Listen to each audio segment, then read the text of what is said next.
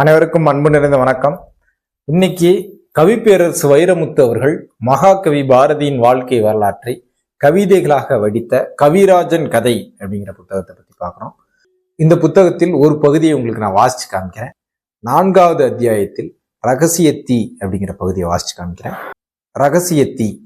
கீழ்வானம் தனது கதவு திறக்கும் காலை பொழுதும், சூரிய சூடுதணிய வானம் சந்தனம் பூசிக்கொள்ளும் சாயங்காலமும், பூமி பச்சை குத்தி கொண்டிருக்கும் பசுஞ்சோலையும், மண் மாதாவின் இரத்த ஓட்டமான நதிகளும், கொடிகளுக்கு பிறந்த குழந்தைகளான பூக்களும் அந்த தாயில்லா பிள்ளைக்கு தாய்மடியாயின. நெஞ்சில் ஒரு தமிழ் தவிப்பு, ஒரு இரகசிய தணலின் தகிப்பு. அதற்கு பரிகாரங்கள் கோயில் பிரகாரங்கள். பிரகாரங்களில் தனிமையின் தாழ்வாரங்களில் அந்த குஞ்சு குயில் கூடு கட்டி கொண்டது. அவன் வாசனை தமிழை வாசித்து வாசித்து வசப்படுத்தினான். வார்த்தைகளின் பந்து விளையாட்டு என்னும் சிந்து விளையாட்டு அவன் மனதில் பன்னீர் நதியாய் பரவியது.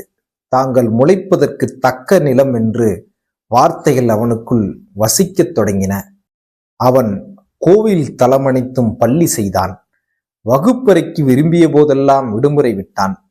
முகத்தில் மொய்க்கும் மோகக் கனவுகள், வர்ண நினைவுகள், கர்ப்பத்தில் புரளும் கற்பனைகள் இவன் சுமந்து அந்த மண்டபத்தில் பிள்ளை கவிஞன் பிரசவித்தான்.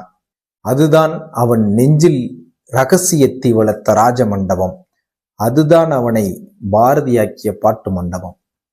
மீண்டும் நல்ல கவிதையோடு அடுத்த காணொளியில் சந்திப்போம். வணக்கம்.